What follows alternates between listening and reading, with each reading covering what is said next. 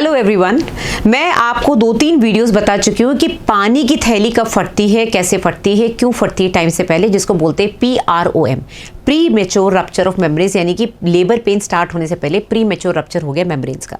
इसी तरह से एक और कंडीशन होती है PPROM, pre mature pre term rupture of membranes. इस पे मैं 2-3 वीडियो बना चुकी हूँ। उसके बावजूद भी आपके बहुत सारे क्वेश्चंस आते हैं, जो कि मुझे लगा सिर्फ क्वेश्चन आंसर की बेसिस पे वीडियो बनाया जाए, क्योंकि ये क्यों होता है, कैसे होता है, आप ये देख सकते हैं। लिंक जो आपको दिख रहा है, ये 2 वीडियो ऑलरेडी आ चुके हैं पहले ही, जिसमें मैंने डिटेल में बताया कि इसके कारण क्या होते हैं, कब क्या प्रॉब्लम आ सकती है, आपको क्या करना चाहिए, कौन से केसेस में ज़्यादा रिस्क होता है और कॉम्प्लिकेशंस क्या होती हैं। तो हम इसको इस तरह से नहीं पढ़ेंगे। आज मैं आपके क्वेश्चंस का आंसर दूंगी कि PROM और PPROM यानी कि प्री टर्म 37 वीक से पहले आपको रप्चर हो गया मेम्ब्रेन का, और PROM यानी कि सिर्फ pre mature labour pain start होने से पहले 37 वीक्स के बाद आपका मेम्ब्रेन रप्चर हो गया। तो सबसे पहला क्वेश्चन ये होता है कि सबसे इंपॉर्टेंट कॉज क्या है, क्यों होता है ऐसा।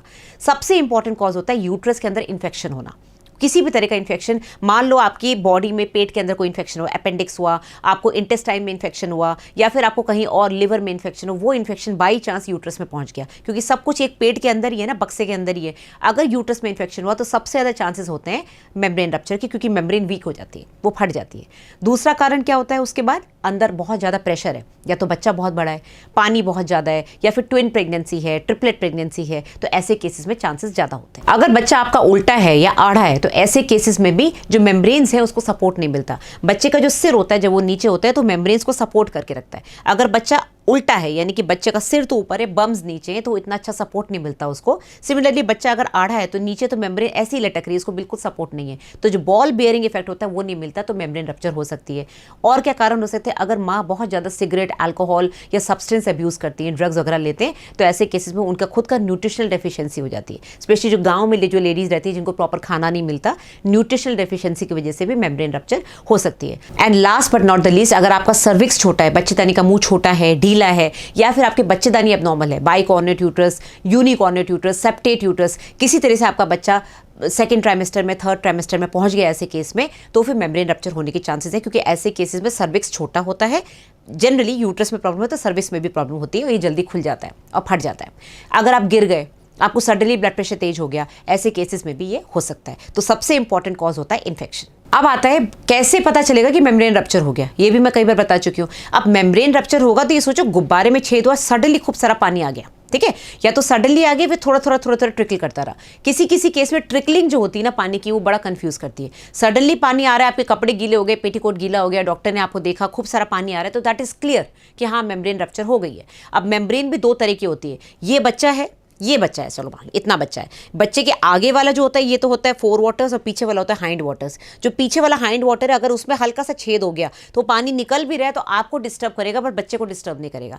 आपको प्रॉब्लम होगी, मेरे कपड़े गीले हो रहे हैं, मेम्ब्रेन रप्चर हो गया, इन्फेक्शन के चांसेस बढ़ जाते हैं, बट बच्चे को इतना प्रॉब्लम नहीं है, क्योंकि उसका ये वाला पार्ट इंटैक्ट है, ये वाला जो उसको कवर कर रहा है बच्चे को, वो इंटैक्ट है। ये हम डिस्कस कर चुके हैं डिटेल्स में पहले वीडियो में। तो आपको सिम्टम्स क्या आएंगे, या तो खूब सारा पानी आ गया, या फिर लगातार ट्रिकलिंग हो रही है, आपकी थाईज, आपके नीचे घुटने तक पानी जा रहा है, ठीक है।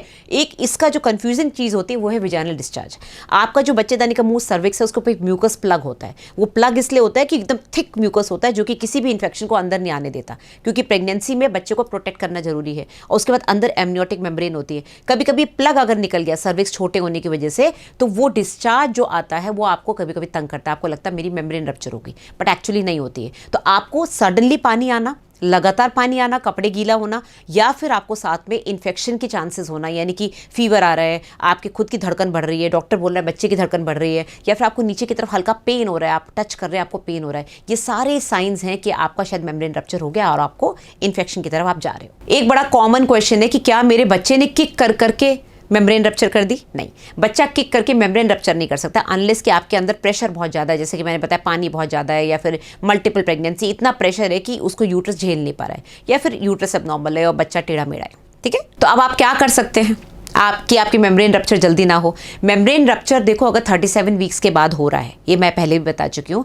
अगर आपको लेबर पेन स्टार्ट नहीं हुआ है और आपका मेम्ब्रेन रप्चर हो गया है, तो 50-50 चांसेस हैं कि आपका नॉर्मल होगा या नहीं होगा, क्योंकि ऐसे केसेस में जनरली बच्चे की जो बॉल बेयरिंग है, मान लो बच्चा सीधा है, सिर नीचे है, लेकिन उससे ठीक से फिक्स नहीं हुआ है सर्विक्स पे, तो पीछे से हल्का सा पानी का एक मेम्ब्रेन, एक लूप बन के वो फट जाता है। इसका मतलब बच्चे का सिर टेढ़ा है, ऐसे नहीं आ रहा, वो ऐसे आ रहा है या ऐसे आ रहा है, हल्का सा टेढ़ा है, तो कहीं से पानी लीक होकर वो मेम्ब्रेन फट जाती है। ऐसे केसेस को हम मैल पोजीशन बोलते हैं हमारी मेडिकल लैंग्वेज में, कि बच्चे का सिर सीधा नहीं टेढ़ा मेढ़ा आ रहा है। तो ऐसे केस में 50% चांस है कि वो सीधा होकर डिलीवर कर जाए, नहीं तो ना भी करे। तो 37 वीक्स के बाद हो रहा है तो 24 घंटे डॉक्टर वेट करेंगे, जो कि किताबों में भी लिखा है। 24 घंटे के अंदर आपको दर्द आ जाएगा, आपको मॉनिटर करेंगे, आपको एडमिट करेंगे, आपको एंटीबायोटिक देंगे, आपको बोलेंगे पैड लगा के रखो, जिससे हमको पानी का कलर पता चले कि भाई व्हाइट आ रहा है, येलो आ रहा है कि ग्रीन आ रहा है। ग्रीन आ रहा है तो यानी कि खतरनाक है, मिकोनियम है। ठीक है, तो आप पहली बात तो कुछ नहीं कर सकते कि मेम्ब्रेन रप्चर हो, आपकी वजह से हो या ना हो, जैसे भी आपके हाथ में नहीं है। अगर अंदर कोई आपके बॉडी में प्रॉब्लम चल रही है तो उसको ठीक से ठीक करिए। अगर आपको इन्फेक्शन चल रहा है, आप उसके प्रॉपर एंटीबायोटिक्स लीजिए, आप रेस्ट करिए। अगर आपको पता है आपका यूट्रस एबनॉर्मल है तो डॉक्टर 12 या 14 हफ्ते पे टाँका लगाएंगे। टाँका लगने के बाद आपको भारी काम नहीं करना है। अगर आप स्मोकर हैं, अल्कोहल ज़्यादा लेते हैं, आप उसको कम रखिए। हमारी कंट्री में ये इतनी प्रॉब्लम नहीं है अल्कोहल और स्मोकिंग की, बाहर कंट्रीज़ में ज़्यादा है। तो आपकी बॉडी को अगर आप इम्यूनिटी उसकी बढ़ा के रखेंगे और प्रॉपर डाइट लेंगे, एक्सरसाइज ज़्यादा नहीं करेंगे, आपको पता है आपको ऑलरेडी एक बार पहले प्री मैच्योर रप्चर हो चुका है तो कहीं इस बार भी ना हो जाए, चांसेस बढ़ जाते हैं। तो आप प्रिवेंशन कर सकते हैं, आप सिर्फ प्रिवेंट कर सकते हैं कि भाई मैं ध्यान रखूं जो मुझे दवाइयां दी गई हैं और मुझे रेस्ट करना है, बहुत ज़्यादा रेस्ट भी नहीं बट इतना कि प्रेशर ना पड़े बॉडी में। जैसे कि मैंने बताया, इन्फेक्शन में जब भी आपको लगेगा कि फ्लूइड के साथ इन्फेक्शन हो रहा है, ऐसे में आपको नीचे दर्द आएगा, आपका बच्चे की धड़कन, आपकी खुद की धड़कन बढ़ेगी, आपके कलर जो फ्लूइड आ रहा है वो गर्म गर्म आएगा, जो अंदर से पानी आ रहा है उसमें गर्माहट आ जाएगी, आपको लगेगा कुछ गर्म गर्म आ रहा है, अंदर से जो उसकी स्मेल है वो चेंज हो जाएगी। नॉर्मली एमनियोटिक फ्लूइड की बिल्कुल स्मेल नहीं होती, अगर उसमें स्मेल आ रही, कलर आ रहा है और गर्म आ रहा है तो मतलब आपको इन्फेक्शन हो रहा है। इसको बोलते हैं कोरियोअम्नियोनाइटिस, जो कि बहुत खतरनाक कॉम्प्लिकेशन है।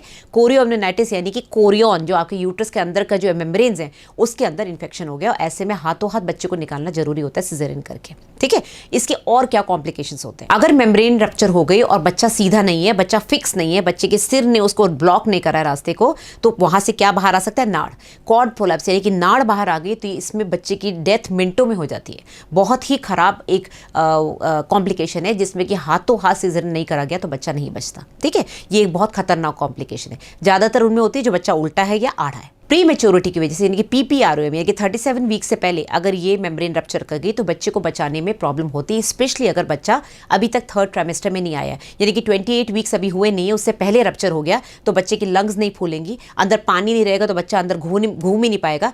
ऐसे बच्चे को 90 महीने तक लेके जाना बहुत मुश्किल होता है। कई बार 4-4, 6-6 महीने पेशेंट को एडमिट करना पड़ता है, जिससे हम पानी दे दे के उस फ्लूइड को बढ़ाएं जो नीचे से लीक हो रहा है, यूट्रस के अंदर ड्रिप से पानी डालें। ये बड़ा रेयर होता है, गवर्नमेंट हॉस्पिटल्स में हम ऐसा कर सकते हैं, प्राइवेट में नहीं कर सकते। इतने महीने किसी को एडमिट करना मुश्किल है। बच्चे के हाथ पैर टेढ़े मेढ़े हो जाते हैं, उसकी लंग्स नहीं डेवलप होती और डिलीवरी के बाद कई बार उसके ब्रेन में हाइपोक्सिया होता है तो उसको कन्वर्जन्स आ सकते हैं, इंट्रावेंट्रिकुलर हैमरेज हो सकता है। और जो बच्चे 30 से 34 वीक्स के बीच में जिनका प्री मैच्योर डिलीवरी हो जाती है because of rupture of membranes, उनको लंग्स में प्रॉब्लम आती है। 30 वीक्स तक तो उन्होंने अच्छे से सर्वाइव कर लिया क्योंकि उनके लंग्स फूल गए। बाहर निकलने के बाद सर्फेक्टेंट की कमी की वजह से बच्चों को रेस्पिरेटरी प्रॉब्लम होती है, बच्चे के ब्रेन में प्रॉब्लम होती है। ऐसे केसेस में डिलीवरी से पहले अगर टाइम मिलता है डॉक्टर को तो हम 24 घंटे के अंदर आपको स्टेरॉइड का इंजेक्शन लगाते हैं, जिससे कि 2 इंजेक्शन लगते हैं जिससे कि बच्चे के लंग्स फूल जाए। तो बेसिकली प्रॉब्लम बच्चे को ज़्यादा होती, माँ को नहीं होती।